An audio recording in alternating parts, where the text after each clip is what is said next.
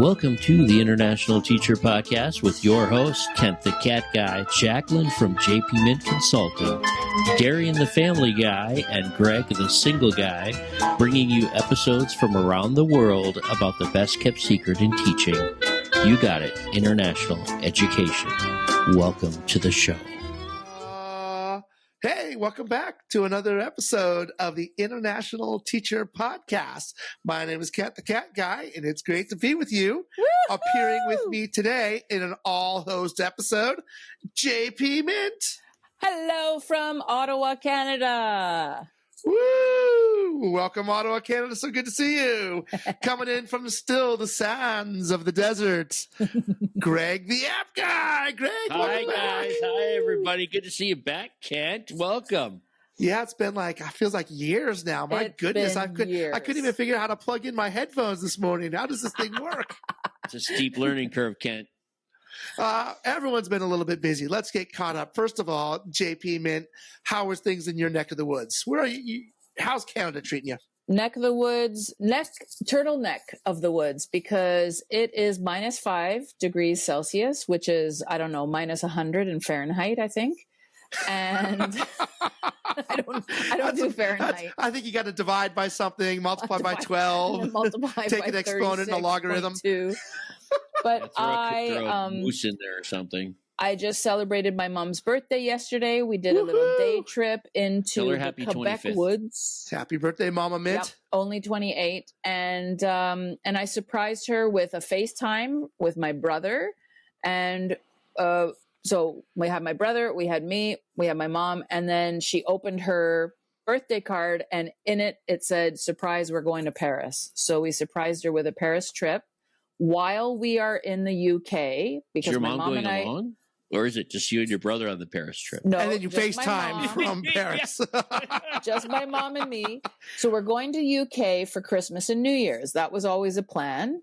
But there was an extra week, and I had booked a Paris trip in that extra week without telling her. So now she's going to get to, because she had mentioned, I would like to sip a coffee, eat a croissant, and look at the Eiffel Tower. And I said, she speaks that's French not too, in the right? UK.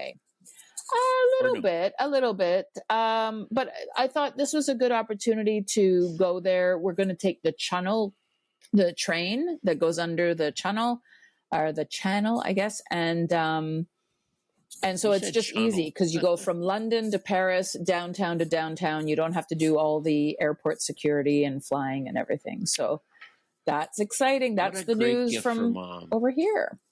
Yeah, you're going to have a great time. I love Paris. I love Paris. Oh, I haven't been in about 10, 15 years. So it's going to be a nice time to reacquaint myself with some of my favorites. But then also my mom gets to choose, because this is her probably one and only time she's going to get to see Paris. So what does she want to see? What does she want to do? Does she want to do a heist at the Louvre? I can make that happen. Everyone's doing it. We can rent a cherry Ocean's picker. 2. Ocean's 2. And Greg, what have you been up to over there in the sands? I have a feeling we're going to hear about this app. Tell us more. Not just author now, but creator, tech creator. What have you been up to? Creator. Well, no, everybody's talking about AI all the time. So last year at Thanksgiving, I wrote my second book using AI, right, as a guide, as a writing guide and partner and thought partner. And then, of course, had somebody, I won't name who, JP Mint, who actually had to go through and edit again because I did it in 3 days and posted it. And was it Sarah? I think Sarah was mentioned 7,000 times in that book. Okay, and let's move on. Anyway. But to be fair, the AI is now on a book tour selling that book. Yes. So very good job. Yeah, it's just, that was just an experiment. And it's been a year since, and usually we have a little 3-day weekend or something. So this year I decided to use AI and build an app, because out of necessity, I have 650 students. I think I mentioned this on another show. I have 650 students this year as a specialist in a week. And I can't remember their names. So I came up with this app about, how to remember and learn names for kids. So I did that. I did that in 1 week, right? I wrote the whole app with the aid of AI, which is like coaching, and it writes a lot of the code and testing it out and all that stuff.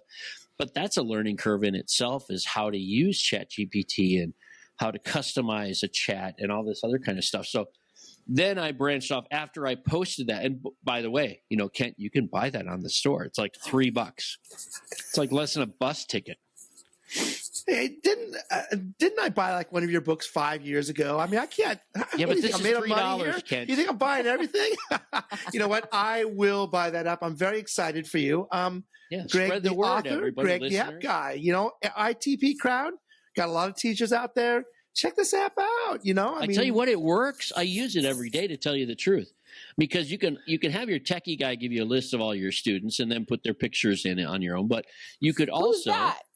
There you go. Who's that? woo-hoo. Oh yeah, that's me. But you could also just take a picture of a kid right then and there, put in their name, give them a number if you want, just because it has to have an identifiable number you just make up if you want. And you could put the kid right in there the first day without waiting for your school to give you an updated picture or labeling pictures. And then you can learn that kid's name or all the new students. And anyway, it's a lot of fun. I use it every day myself. And that's why I was going to ask, have you learned? Have you learned a lot of the 650 names? No, I have learned a lot of names. And the app will actually keep track of you. It gives you a scoreboard and tells you whether you mastered that name and got it right most of the time. Because there's like 5 games in there to match a name. It's like a name sort, or it's choose one kid's face out of, with one name, choose one of the 4 faces that go with it.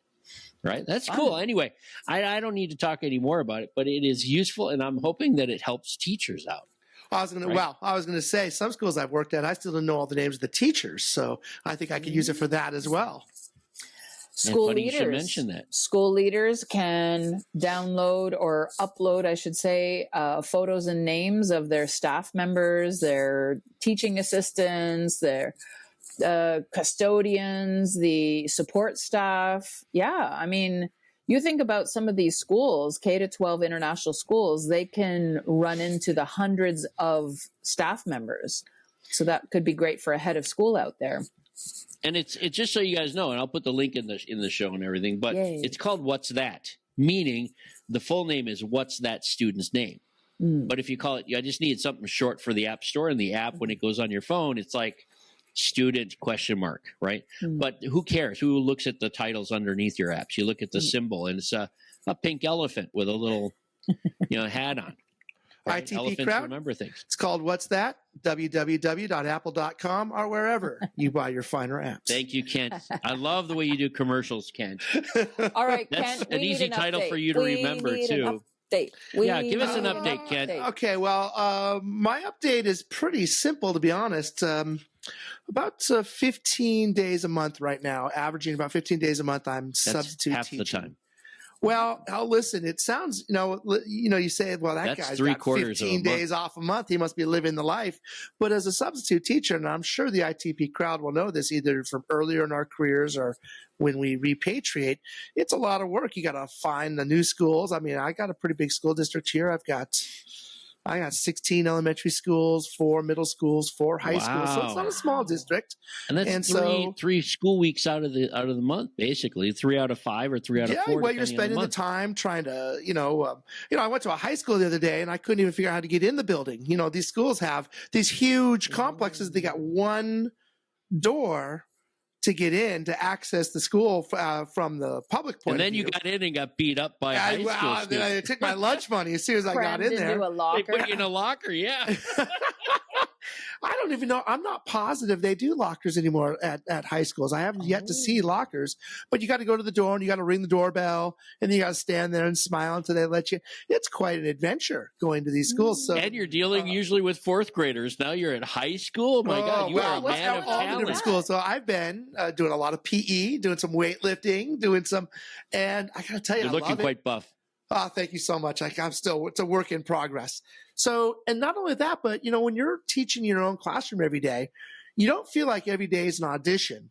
But when you're substitute teaching, every single day, you're kind of constantly on audition. You're constantly on. You're constantly auditioning. So, it's quite the life. And I'm sure that those of you out there who who have gone through this or will go through this will relate to the life of a substitute teacher. So what's the hardest thing, Kent? Give us the one hardest thing and the one. Well, the I'll best tell you, thing my and worst biggest thing. challenge is this. I mean, in addition to not being great sometimes, is that you rely, as a classroom teacher, you rely a lot on relationships and things that you know about the students. And when you walk into a classroom, it's like the first day of school every single day.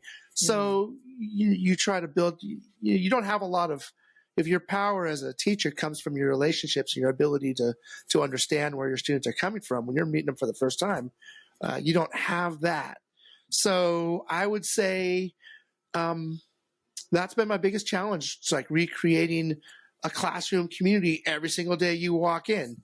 It's quite a bit of a challenge. So I've been doing that. I do like teaching in the morning. Catch me at the end of the day. That makes one off. But Miss Cat and I have been doing after that. Miss Cat and I have been doing some improvisation class. What? We do together. So that's nice. Got back into it. Got into it. So we've just been taking advantage. Yes. I don't drive. Yes. And thank you very much. I don't drive. My little town here, I don't want to call it a little town, but I have my e-bike and I put probably close to 600 miles on it, just going commuting to the job sites. All right. This is the part of the show. Not yet. Nope. Oh. It's our first freezing day is scheduled for tomorrow. So we'll see how the next couple of weeks go. So I'd like to work this into the show then, Kent, and put you on the spot. We're going to give you about 5 minutes of improv sometime during this show. We're not going to tell you when. Our entire show is improv, by the way. Say, this is not scripted. No, but we're going to limelight you, right? Boom, go. Just like whenever JP the boss says go, you got 5 minutes. What new show here. Monologue? No, but I was going to say about substitute teaching. Yes. So Kent. Oh, back in one reality. of my dreams at some point when I thought, okay, I might not be getting a full-time position as a teacher, returning back to Canada from my first foray into international teaching in Korea. I thought, I don't know if I'm going to get a French teaching job, so let me just be on the substitute list. And I had this whole fantasy of, having the phone ring and turning it off and saying, no, I'm not going to work today. I can just stay in bed and sleep and have my coffee. But really, that's not the reality, is it? I mean, the phone is ringing in the morning. You're answering. You're saying, yep, ready to go. You put that suit on and off you go. Yeah, well, sometimes it could be last minute. Sometimes it's half a day here. Sometimes it's half a day there. It's quite a frantic life in many ways. And, we bring it on ourselves. We chose this profession. Mm-hmm. So we had no one to blame but ourselves. But, it's pretty hectic. And, I don't want to call it stressful, but, not every day is a perfect day in our profession, and you just got to kind of shake it off. I think Taylor Swift taught us that, the great philosopher, Taylor Swift. So, I wouldn't call it a luxurious life. I would say that we're lucky to be teachers, but I wouldn't call it luxurious. So, Ken, at this point, are you thinking, I'm going to put my JP Mint hat on. Yeah. Are you thinking you want to, for the long term, at least until the end of the school year, you want to continue substituting and then looking for a more permanent position come the summer? Or are you open to that right now? If a school says, hey, Kent, we want to snatch you up and you can cover this maternity leave. You hit the nail on the head. I don't know what it's like in other places here in the U.S., but my school district hires a lot of what they call leave replacement. And so, and it's kind of to their advantage, gives them flexibility in their workforce. So there's not a lot of brand new contracts in the traditional sense being issued. They issue a lot of these 1-year contracts that expire on the end of the year and could be renewed. Mm-hmm. So, I'm open to the possibilities. I haven't pursued anything one way or the next. I just, like you said, get dressed in the morning and on a good day, get dressed, and then head to the job and do it. If what goes from there, we'll see. Very cool. Yeah. So I'm going to put my Greg hat on here. All right, go get your. It's actually a hat that says and then I'm going to ask you how you're doing. Are you dealing with this? We had a recent episode about like having culture shock going back. Yes. And we talked a little bit about with you before, but what, this is a good check-in time. It's been about 6 months, well, shy of 6 months that you've been back now. How are you dealing with it? Well, I would say it's pretty intense. And I think it's a lot of things that you wouldn't guess. I mean, we all, as international teachers, we all get used to the rhythm and the pace of life wherever we live, and that completely changes. I mean, here I am in the United States, and I'm looking around thinking, I used to have this school and corporation sort of dictate the pace of life and solve your issues and all those things, and you're looking around going, okay, how does this one come out? How do you do this one? So I would say culture shock is subtle. It's not like you walk around thinking, whoa, I'm culture shocked. It's something that kind of it just kind of gets you, it kind of gets you all over the place and you don't see it coming. So I would say it's pretty intense, to be honest. Do you have an example of one that just hit you in the last, recently that you can think of, or no?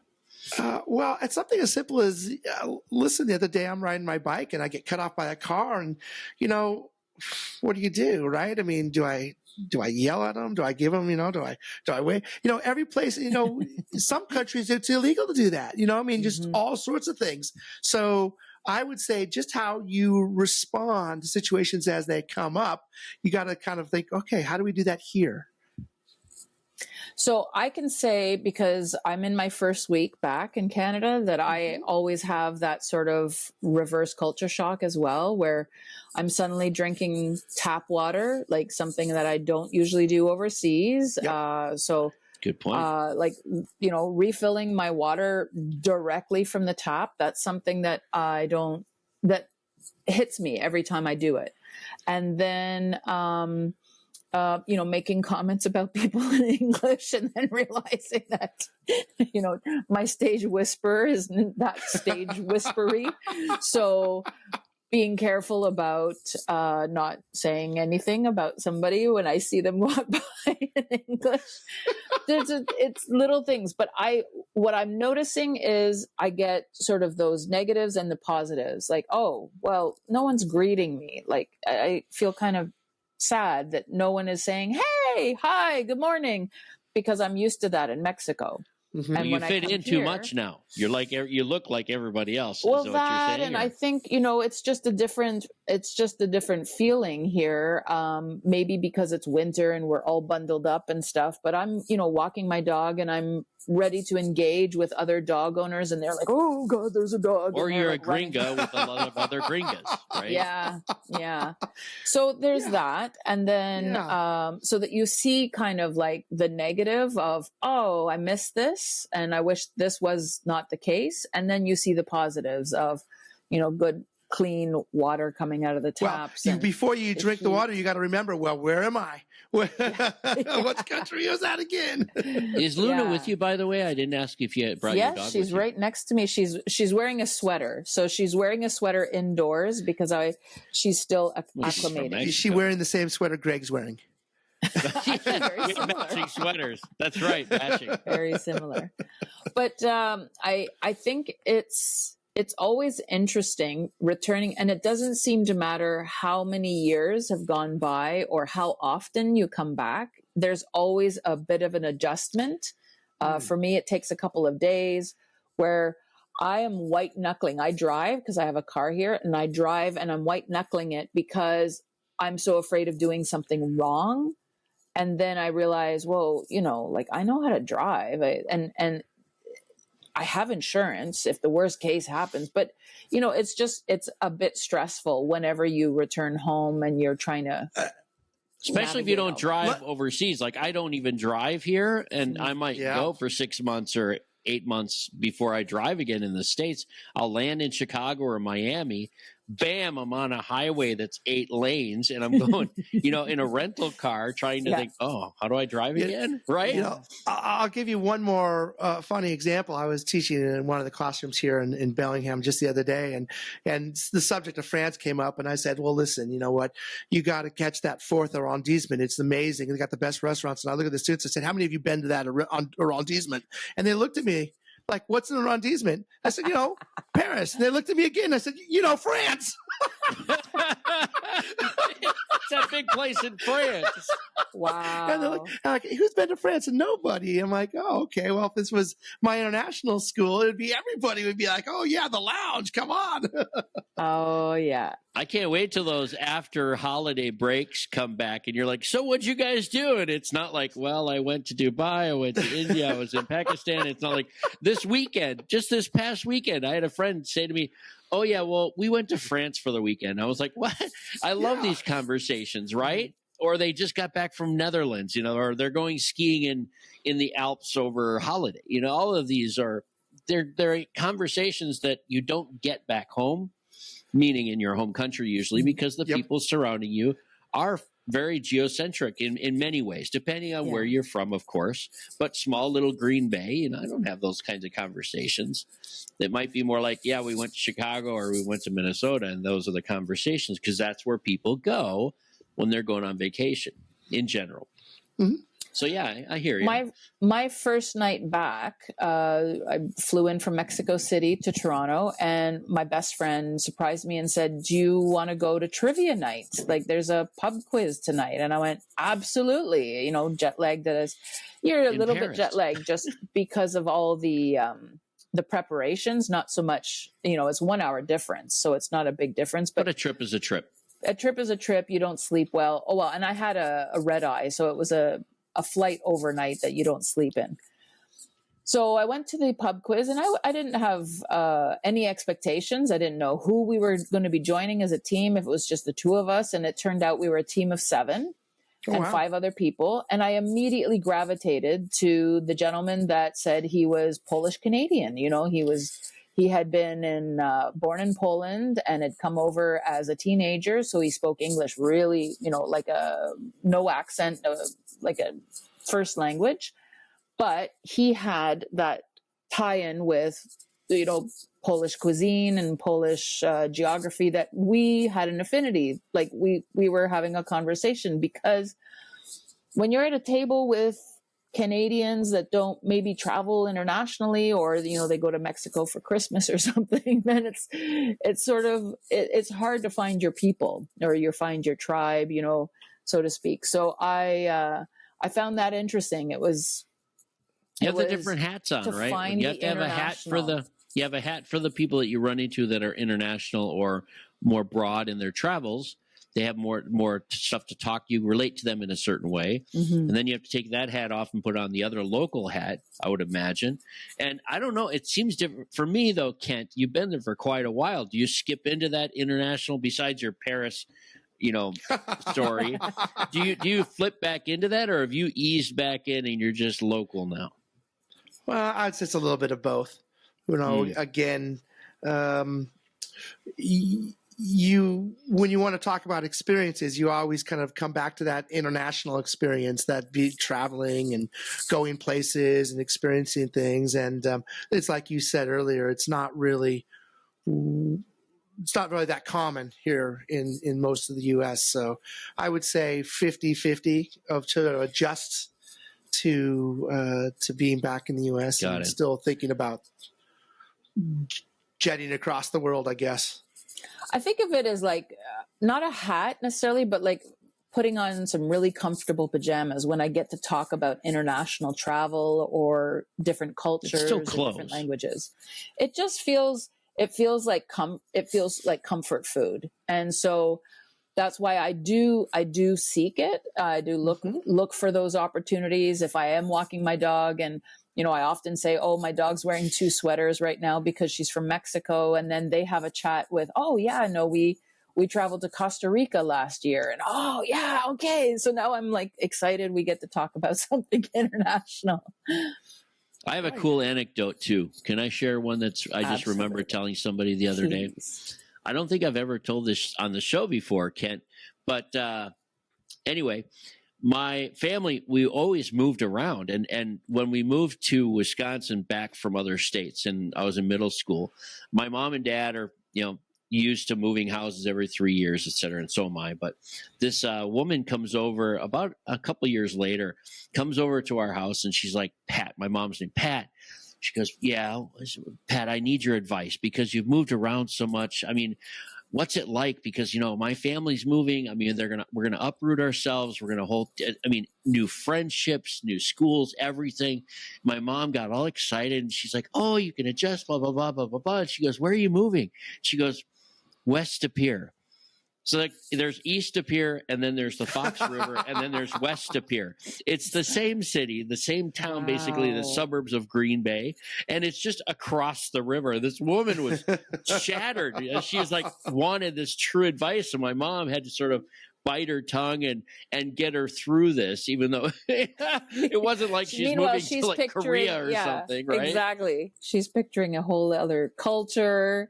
Is it a different culture across the river? It could be a different culture across that river. Not. For them it is. For them it is. But for us, I mean, my mom was thinking, here she moved to Germany with, 2 boys, had another one overseas. Wow. That they were in a neighborhood where nobody spoke English.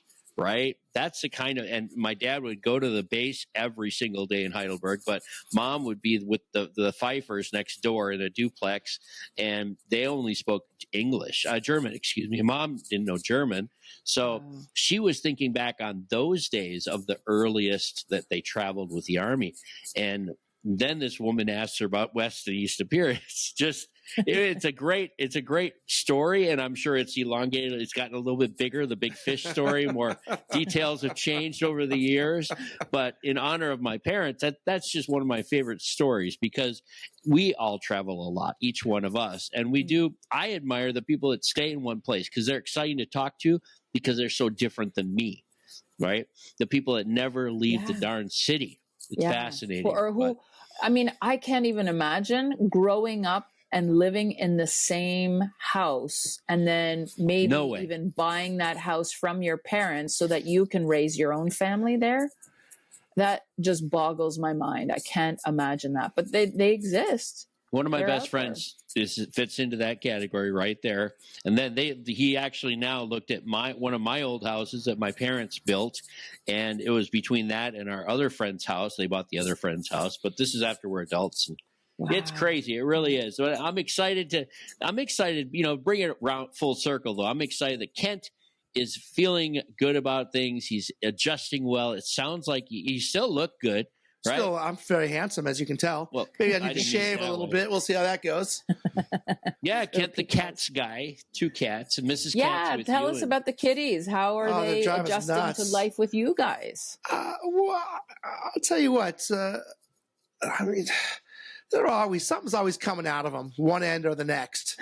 So you're a pet owner, JP Min, and you're always kind of, I'll sit there for 10 minutes and I'll watch them eat just to make sure that they eat properly. And then I'll spend the next 10 minutes to make sure that they use the litter box properly. And so we're very fond of our cats, and we probably spend way too much time just watching them do things. But it's been nice. It's been great. We got the little Christmas stockings hanging from the mantle now.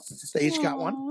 So, we really enjoy our pets, as pet owners do. It's funny, we're talking about this app that helps you learn the names. When I go for my neighborhood walk, I don't necessarily recognize the people first. I recognize their dogs first. Then I'm like, oh yeah, that's the person that goes with that dog. Yeah. Well, it's true that, and sometimes the dogs really look like their owners sometimes, right? And those dogs, I think the dogs like me more than their owners do, to be fair. So there's that. I mean, I've never had an owner jump up on me and lick me, so but there's time. Not yet. There's always time for that. There's always good to have goals set in life. Okay. Hey guys, we just had American Thanksgiving. Now, if you're listening to this episode in a couple weeks, when we recorded this. But tell me about your U.S. Thanksgiving celebrations. Kent, this was your first American Thanksgiving in a very long time. In a very long time. My wife actually was home for one Thanksgiving a couple years ago, but for me, we did it. We had a turkey meal with all the trimmings, but we bought the whole thing pre-cooked from the local deli. All right. Because no, you know what? Americans, they do 2 things. Number 1, they celebrate with turkey. And number 2, they put the thing in the oven and then wait for 4 days till December when it's actually cooked. to eat it. So we didn't want to go through that. I just, that thing where you kind of check the temperature every hour and it hasn't moved 2 degrees because it was rock frozen. So we bought it. It was pre-cooked. We got the stuffings and all the trimmings, and we. What are your trimmings? Because I always hear different. Well, okay. Well, I mean, again, Midwest, they're all about very the, traditional style. We had the turkey. Oh no, sweet potato. Well. No, we had the mashed. So the deli prepared the mashed potatoes, the gravy, the carrot side dish, and stuffing, which was mainly like probably bread that was like a kind of crouton-ish with spices. The rosemary was the theme.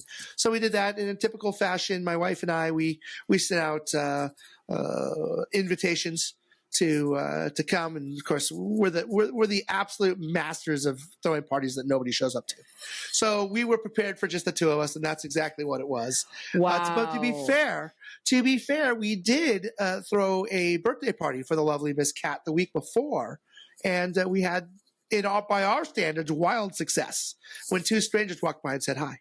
So that was we actually did. Yes, no, we actually had a wild success. So we our streak of throwing parties that nobody comes to came to an end a couple of weeks ago, and we've started a new streak now. It's a new life. New life for you, right? New goals, new life. No, honestly, in all seriousness, you did invite your neighbors over for Thanksgiving? We invited people. The thing is that 2 things. Most people do make plans well in advance for their American Thanksgiving, and so we're kind of last minute. We don't send out invitations 4 weeks ahead of time or anything like that, but we email people and let them know we're doing this. And no, we didn't get any takers this year, but again, we just kind of last minute and kind of threw it out there because our meal was.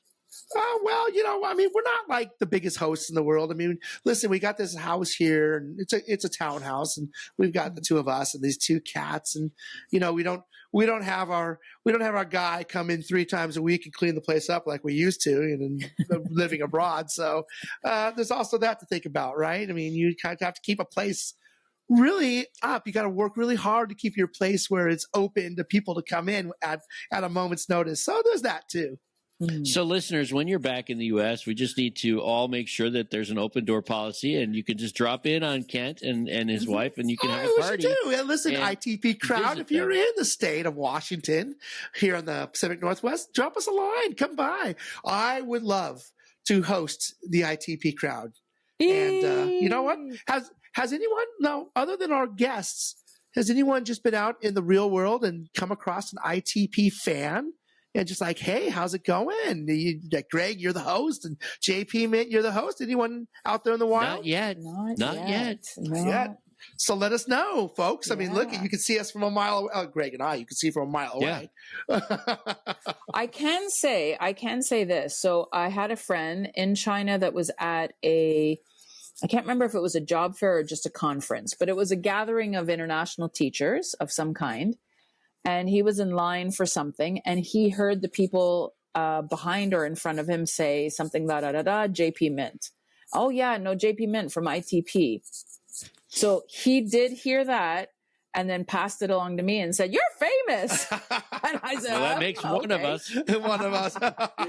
So in the same breath, JP Mint and ITP. So we are out there. We're out there. People are listening. And so in that vein, if you are listening to this and you'd like to, come on the show, please take a look at our Calendly. It's open for February at this point. February. I'm never sure how to say that. You're multilingual, though. Multilingual that I am.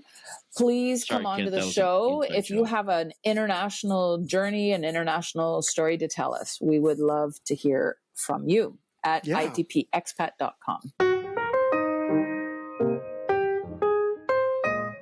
All right, let's take a moment for a little commercial about how to get in touch with us. You can, of course, find all 4 of us at the itpexpat.com. That's www.itpexpat.com. Or you could also find us at email at internationalteacherpodcast@gmail.com. We look forward to hearing from you. Or if you're into Facebook, we have a new Facebook group at www.facebook.com/groups/ITP where you can find all kinds of inside information about ITP expat. You can also find us on Instagram at ITP Expats. That's with an S.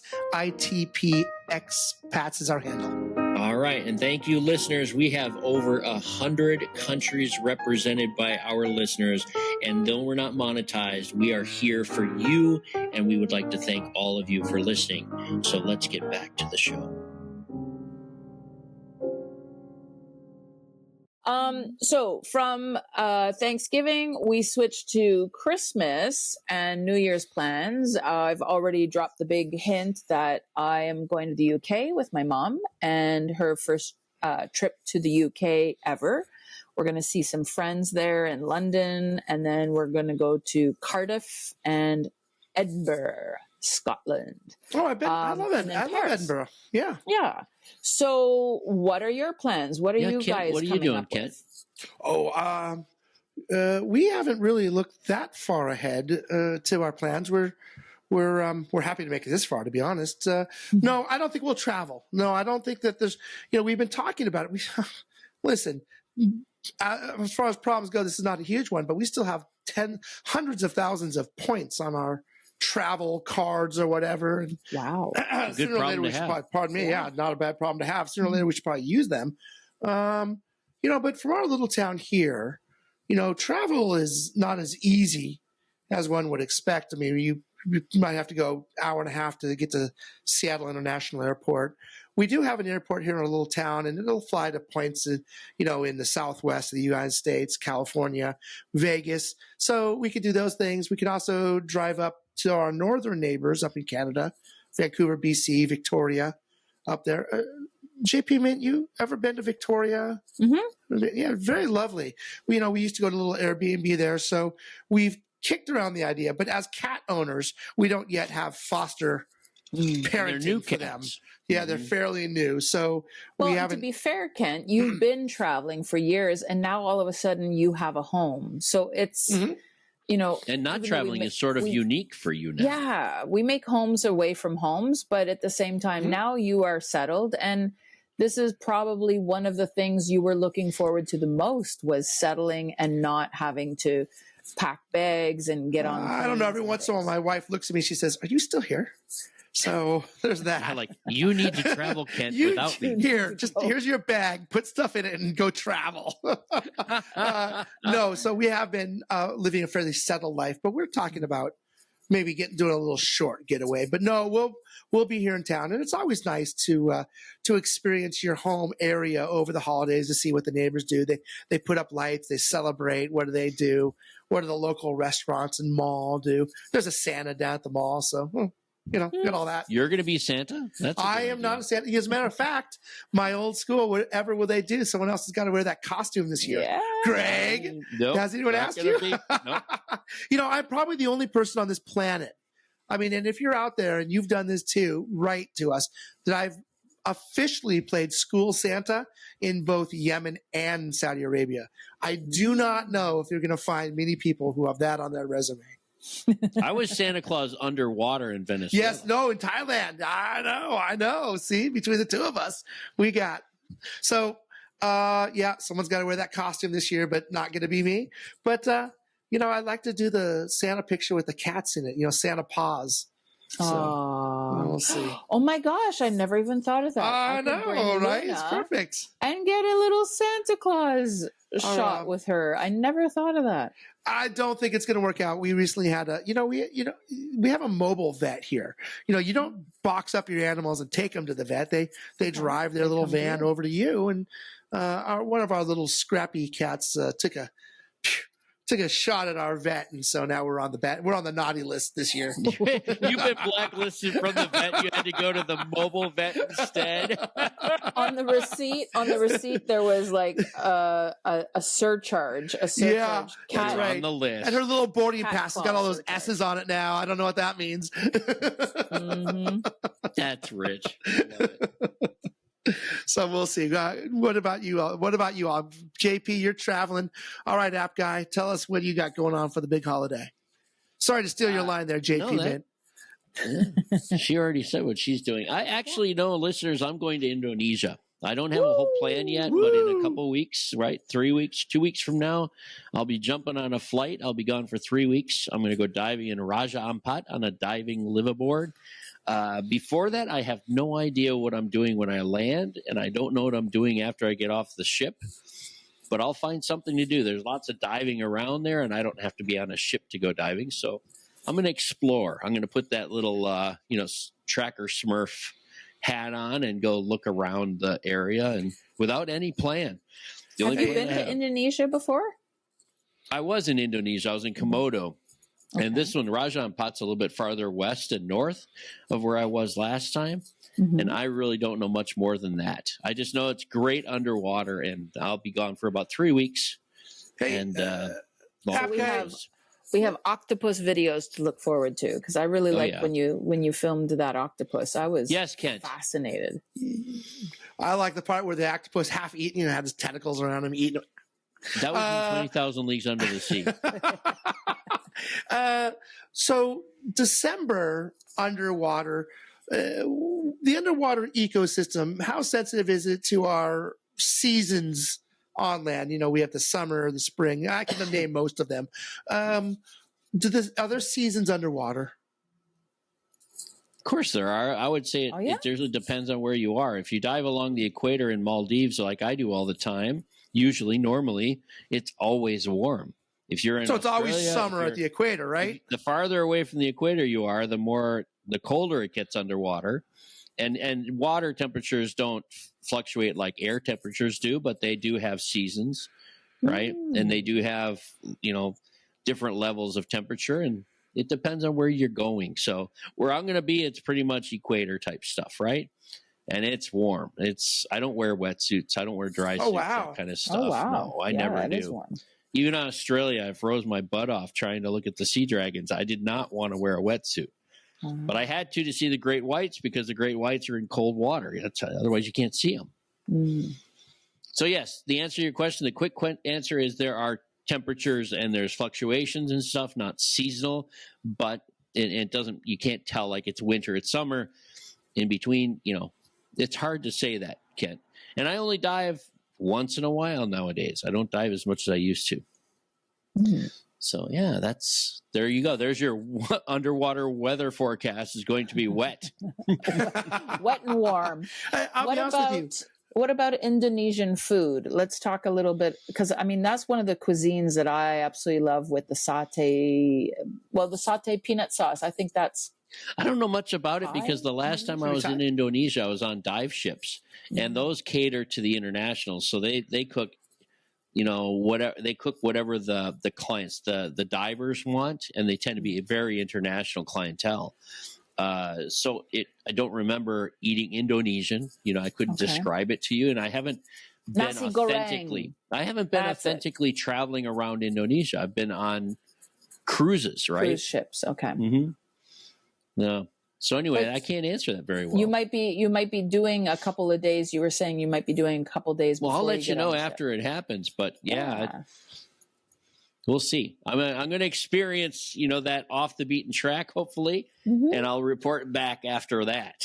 So we'll see you in February when we start recording some more sessions after our break. But listeners won't know. We're going to have every 2 weeks we have episodes. I haven't put the one up for today yet, but every 2 weeks we have episodes, even going throughout the time that we're not on air. Sometimes they're just Greg eating his breakfast for 45 minutes, but we're committed to every 2 weeks. ITP crowd. You don't know what you're going to get, but it's going to be there. Well, we've been doing it for almost 6 years now. We've been doing it for 5, right? Which episode? How many episodes we got now? I should actually keep track. What number? The ones that you've heard, or the ones? So we're at like 2. Well, how many good ones do we have? Good ones, 1. But we're what? Are we halfway to 200 yet? We need to ask the guy in Australia that's going across to see how many episodes we have, because Pedro, what do we call him? Pepe. we're about 135, Okay. something like Yeah. that. We're going to be 150 soon, and we've got probably 50,000 downloads now. I have a shout out. I have a shout out to, I'm going to say shout out to Zach in Nova Scotia, because Zach reached out to me, hired me as JP Mint, and he learned about international teaching thanks to this podcast. And he said he has a 45-minute commute one way to his school, and he listens to an episode there, an episode back, and he absolutely loves it. And he's binged. He's gone through he started at 0-1. So 0-1 episode, and he has got to me, and that's when he hired me.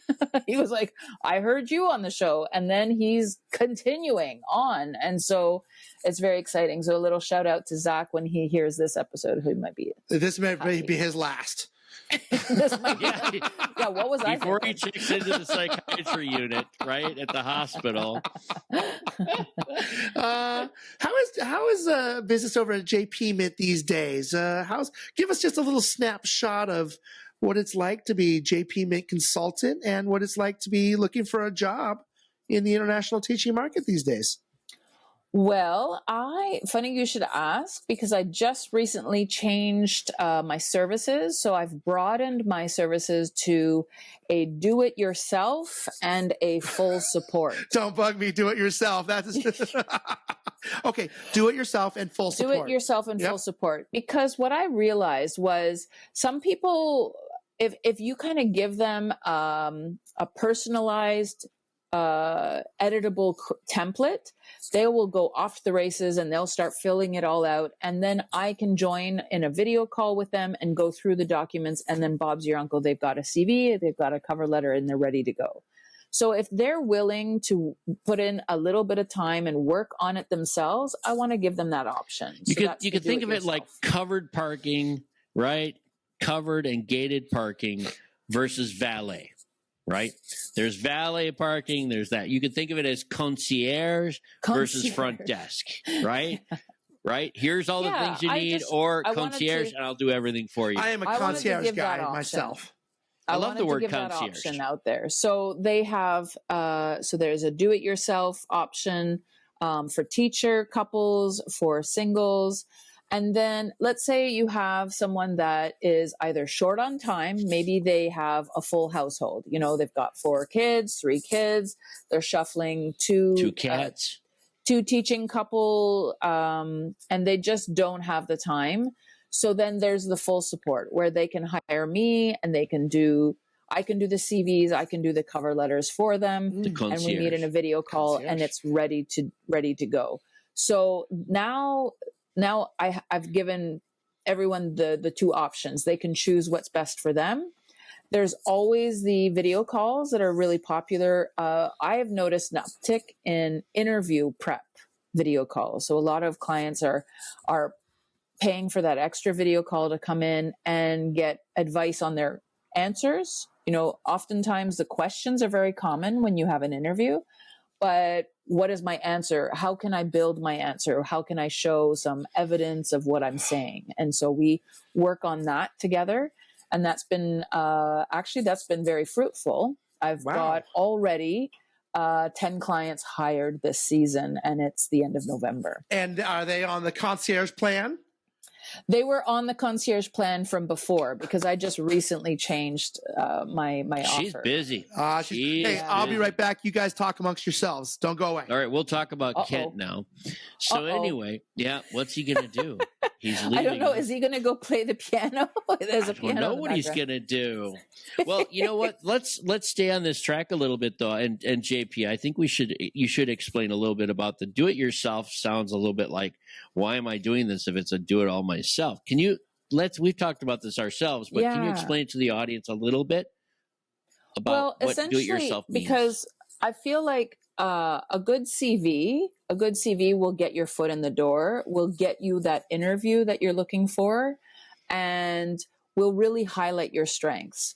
So the do-it-yourself isn't like you're completely on your own and now you just have to make a CV. I give you the tools to create a personalized, strength-based, evidence-based CV.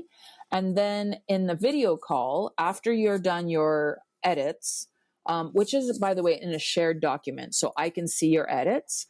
Then in the video call, we go over the edits and we correct and modify and adapt. And I ask more questions like, well, tell me a little bit more about this job. What are some strengths? And then we will go through those and highlight your unique qualities. Because that's essentially what a CV is trying to do, is sell you your uniqueness, your strengths, because a school out there wants you. They just need to know more about you. So how do you do that? And so the video call is essential. I would never just, and that's part of the do-it-yourself is they do the CV part. They fill in the template stuff, but you go over it with a fine-tooth comb with all of your experience. That's the part where you step in after they've front-loaded all the information in there. Then you go over it with them, and that's what they're really going for, right? You set them up so it's not from a cold, like, here's my 1970s resume or the one I just did in college or the one I didn't have. I just threw one together on a notebook page. This is like where they take your template, they fill it out. Then you have a starting point where you can go through the video with them and highlight with your experience. I got it. Okay. Yeah. That's the do-it-yourself. It's just a little scary sometimes, and just it's good to know exactly what that means. So, and the good news is since I've changed my offer, and it's been about almost 2 weeks, I've been receiving both types of clients. Yeah. So the do-it-yourself clients are very happy with, it's a slightly modified price, so that at the price point where they can afford to do their CV and cover letter themselves, and then meet with me in a video call. I have seen that be fruitful for them. They've come away with a great CV and cover letter. And then I've also seen full support. People just say, I just don't have the time to invest in this and also look for a job and also do everything else. So they pay me for the time, and then they get a CV and cover letter in the end. Personally, I have to say, they're getting really good documents that are going to help them move forward in their job search. And that's what I was going to say before I tried to, as I was interrupting you. I wanted to say my experience is the fact that you spruced up, you made my resume very modern looking. You dusted off all of the extra stuff. You culled it a little bit, a lot. You made me look good, and I appreciate that. That was on paper. Was a couple of years ago. On paper, you can't do anything about this. But I do want to say, that's not just I'm not just shooting it out there because I know you and love you on the show. Yeah, this was before you knew me. Exactly. No, I think it's really beneficial to have someone with professional eyes look at a resume. It's not just because this is your career you're talking about. Right. And and when you're looking at the overall investment, I mean, I have actually seen CV creators out there, and when they are, especially for business types, you see them on LinkedIn, they're saying, it's over the top cost. Oh my gosh. The cost is crazy. And I've never been in this particular business for money. It's been more about helping people. But putting a price on that gives value. I noticed that when my prices were extremely low, I wasn't getting as many clients because they just didn't think this was a true thing. Yeah. And now that my prices are more in line with what they would expect to pay, I'm actually busier than ever. And it's afforded me the chance to take my mom to Paris, for example. These are kind of the perks of our working overseas, is that we might not be paying taxes, or we, might have our housing paid for. And then there are things like travel as the perks and benefits. Love it. So that's you know what? Here's to another great year for JP Mint Consulting coming up. Congratulations. You're doing an amazing job. Woo!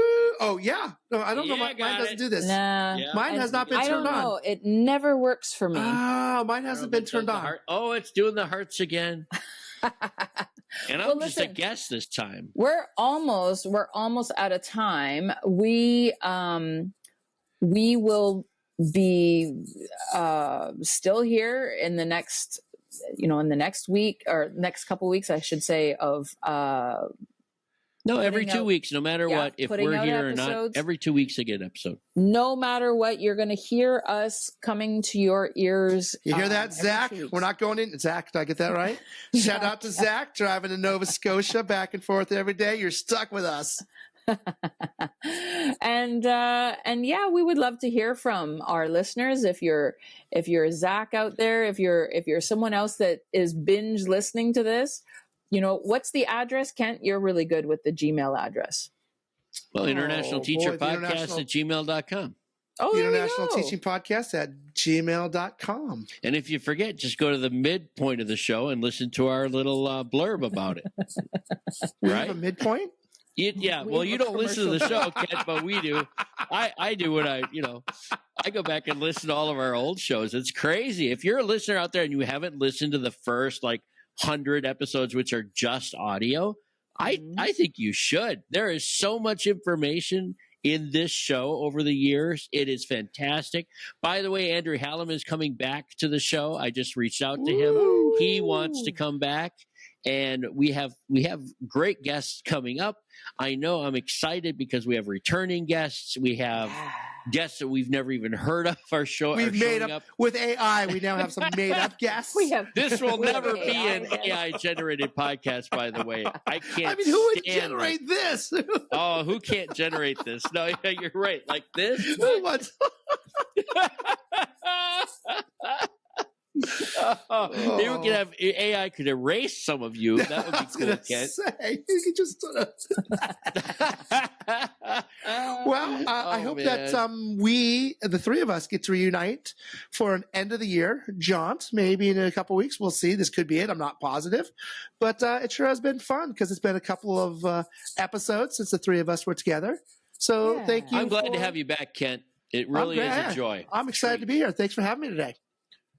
Absolutely. It's always nice when we get a chance to also catch up and find out what each of us are doing, what we're, what our immediate future plans. So, and I think I was going to say former listener, but I'm still a listener, but as a former listener of, we have a midpoint too now. We're always curious about the people behind the interviews as well, because it's oftentimes it's the guest and it's all about finding out about them, but listeners are also curious about at least you two guys. I don't know about me, but they're curious about you two guys and what you're doing. They're curious about what are you two doing? People talk about in line. The only time I've heard somebody talk about me in line is when they're like, get him out of the line. That's 12 items, line. Dude. You're 2 over. 12 items is the cap. Well, final thoughts? That's it. I mean, I don't know. We don't have to do final thoughts. Well, our guest today has been Kent Armour, the cat guy from Bellingham, Washington. Well, hey, I'm just, I know that Kent. Our fans are going to be, the ITP crowd's going to be listening to this after the big Thanksgiving, but I just want to say that I am thankful for JP Mint and for Greg the App Guys. So thank you both very much. Ooh. Reciprocal right there. It's so great to have you back, Kent. A very important personality for this show, longtime standing member of this show. And the boss has been, oh boy, there we go. That's the old, awesome. All right. Well, listen, until we meet again, I think we can skip the final thoughts and the recap, but we are enjoying ourselves once again, even if we don't have a guest on board. Once in a while, it's great to have the treat of just the co-hosts. We did hear back about Kent and all of your repatriation stuff, and it's been a couple of months. It's an ongoing journey, so we'll see how it goes. I wish you really well in your endeavor with all of this teaching you're doing on the side. You didn't expect all of that not student teaching. What do you call it again? Substitute teaching. Substitute, but it was like, what's that position you said they hire on like 1 year contracts and like leave replacements for the most part. Leave replacement in Washington. So we'll see. It's a whole thing, right? Well, I hope ongoing. Stay tuned. Yeah. All right. Well, listen. You want to bring us out while you're here, Kent? Okay, well, let's see if I can remember how to do this. Let's see. Okay, so coming from the Cat Guy, I'd like to thank my host, JP Mint. JP, thank you so much. Thank you so much, Ken. You can find her at jpmintconsulting.com, and you've got now 2 tiers you can go for. The higher tier will get you an airport pickup by JP Mint. Okay, I'd also like to thank my other host, Greg, the app guy. Thanks, Greg. Sure, Kent. Thank you for being on. You can find his newest app. What's that? www.apple.com or wherever you buy your finer apps. Again, I am Kent the Cat Guy, and I'm coming to you from Bellingham, Washington. We'll see you next time. Woo! Don't have Okay, let's hit record now. Yeah, let's get this guy. Oh, wait, no, I have to press stop because I'm the host. Where'd my camera go? I used to have all the fun things. Not anymore. Wait, What's going where's on? the stop button? Is it this leave? If you're watching the show, Okay. we just can't figure out all the motions. Like, how do we get the things going in the reactions background? right there, Oh, right? Look, I got balloons. What All goes right, on? let's try that. I got them now. I think they were just turned off. Yes! Oh, you got the laser show. Where'd the balloons come from? I just had to turn them on. Why? Oh, yeah. My name is Kent, and we got this podcast. So hi, welcome back to the midnight hour. We could probably talk about why Kent's been away. Yeah, JP's why Kent going has been to, MIA, but Give us also a traffic report.